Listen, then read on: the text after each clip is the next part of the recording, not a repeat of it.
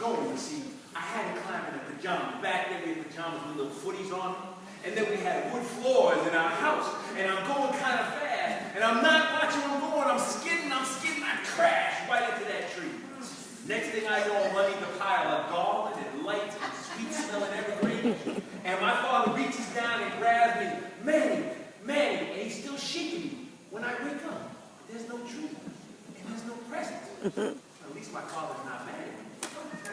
Manny, let's go. You're going to be late. But Dad, I was just dreaming about Christmas. And yeah, that's nice, man. That's nice. But I already told you, we celebrate Kwanzaa in this house. Can't believe it. Was I dreaming? Or is this a nightmare? No Christmas? I'm going to die. I go at one of my silent tantrums when I go limp like kids do on TV. Like someone just shot me. And it usually works on my mom to get a little sympathy.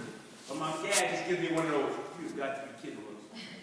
And I recover instantly. Manny, you're going to be late. So when I walk into the kitchen, my parents are having one of their talks. And if I say anything, I'll get in trouble because I'm just a kid when adults are talking. See, Amanda, it's 1970. And if I want to have my children growing up with some of their heritage, it's my prerogative. My mother was Puerto Rican. Yes, Tomas, yes. And this is St. Philip and James Parish in the Bronx, and nobody ever heard of Kwanzaa, whatever you call it, it's nuts. It's Christmas crazy enough for family. You want something you want to see, and some you don't want to see. And so, with presents and decorations now this, it's because I love you. I know, I love you too, crazy man. Now get my children off to school, because I got to get in the shower. And then they kiss. Not like my grandpa and grandpa, like the real wet, gushy kind that they do on the movies. My grandpa says that for 10 years they have so much in love. No Christmas and gushy kisses at breakfast. It's only 7 o'clock and this thing is worse and worse. The school is only 3 blocks away, and all the kids walk the same way to school. Booby, who is my cousin, she walks in front of us. Way in front of us. Because we embarrass her. She's in the 5th grade, and she's so stuck on herself. So Wanda and I have to hold hands, which I hate because... What's the matter, man? Why you look so sad? Because Dad really is the Grinch who stole Christmas. Oh, I'm telling! Wanda is a tattletale. So we turned the corner from Boston Road, where I lived in North Bronx, and it was wonderful. There was music coming from the stores, the lights are on, and the light poles, and each store window is full of presents. Just that I spied a G.I. Joe set that I'm going to bug my mom for, Kwanzaa or not. And I see my Uncle Bo, who has got a bottle of wine in his hand instead of breakfast. And I can smell it from across the street. Hi, kids! I love you guys! Say hi to mama for me! Pray for me on Christmas! And he's waving, and we just kept walking as we're walking back. Okay, Uncle Bo! We love you, Uncle Bo. Okay. You see, even though Uncle Bo was my father's brother, my father doesn't talk to him because he said he'd never been right since he came back from the war. Then I messed up so bad I let something slip. Ooh, Wanda, Uncle Bo. Get Bo, he stands B-O. Ooh, I'm telling! Hey, Uncle Bo! Oh, you pull to school. And I carry him down, all the way down to school, and you hear muffled Wanda all the way into the building. Okay, class, sit down. Sister Mary Francis says in a trembling voice, on account she got to be 100 years old.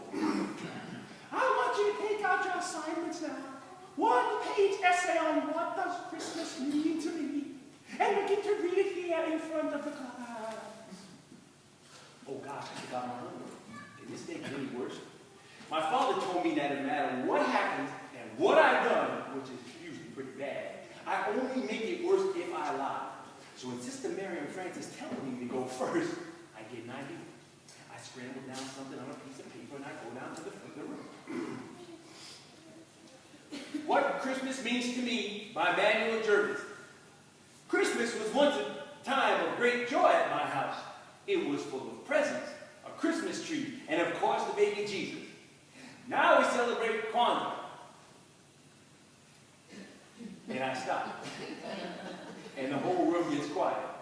Just like I pass wind at my grandma's dinner table or something.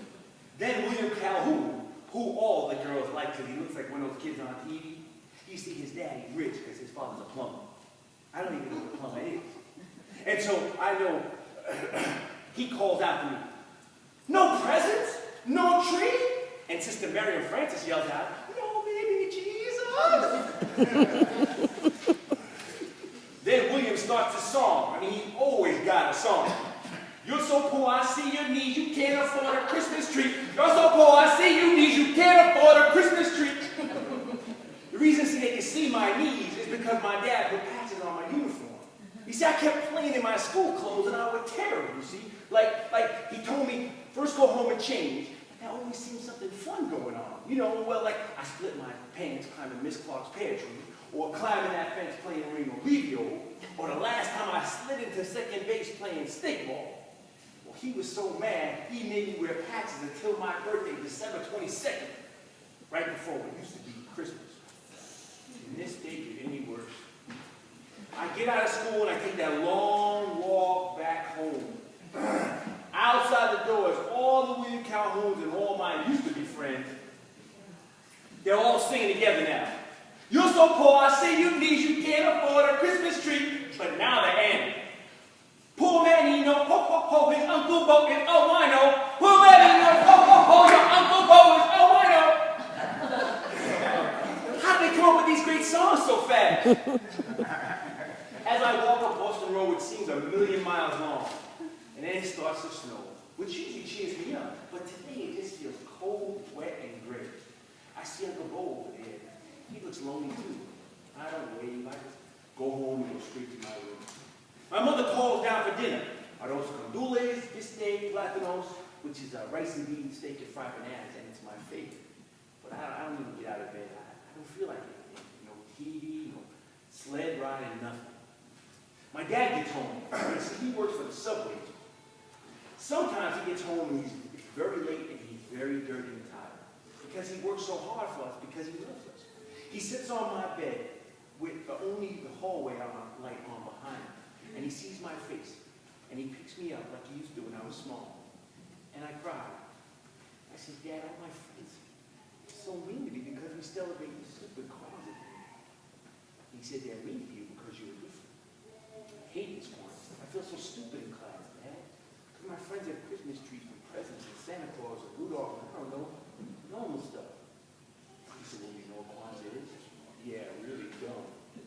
"No, besides that, no, not really." So today I will teach you that you should learn something before you call it done. Kwanzaa started by a very educated, proud African-American man not too long ago. Well, why? They already had Christmas and all the kids liked it.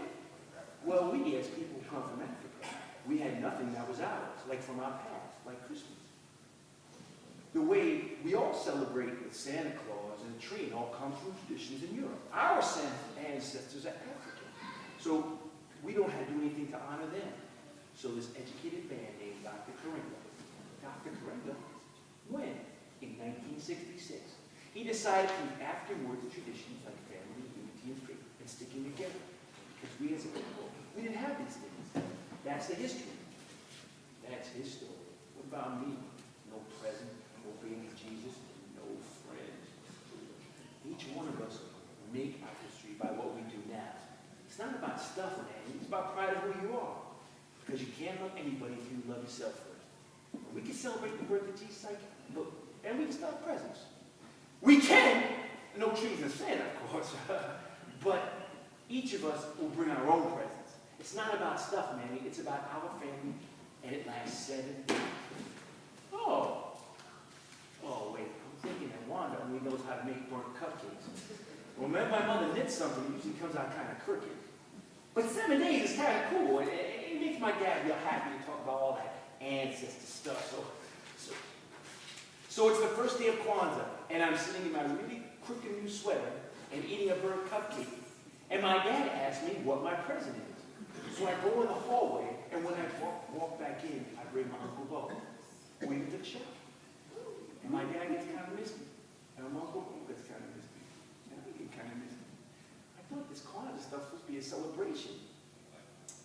Then I get back to school with my new gray pants and I read my essay, which I had to redo because Sister Mary and Francis thought it wasn't long enough.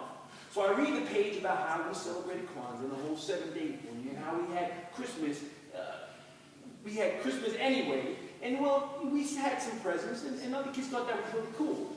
Then I told them how different is not always stupid, and things that make us different are sometimes the best things about us. So I had a pretty good Kwanzaa without a tree. But what would be perfect if I had a G.I. Joe with a kung fu grip and a new bike and more presents. Today, Kwanzaa, the principles of Kwanzaa are practiced by more than 18 people worldwide. Thank you.